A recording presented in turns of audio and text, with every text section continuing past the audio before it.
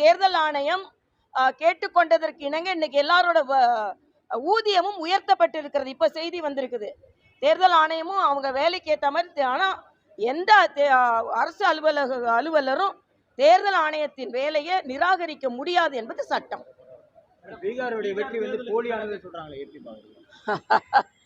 பட்டவர்த்தனமா மக்கள் ஓட்டு போட்டு இத்தனை கோடி பேர் ஓட்டு போட்டிருக்காங்க, இத்தனை பேர் வெற்றி பெற்று. நான் கேட்கிறேன், 40 உங்களுக்கு வரும்பொழுது உடனே வாக்காளர் மெஷின் நல்லா வேலை செஞ்சிருது, எல்லாமே நல்லா இருக்கு, எந்த பிரச்சனையும் இல்லை. ஆனா பாஜக வெற்றி பெற்றா மட்டும் அது போலி ஆயிடுதா? ஆக நீங்க காலியாக போறீங்க, அதுதான் போலி போலின்னு சொல்லிட்டு இருக்கீங்க.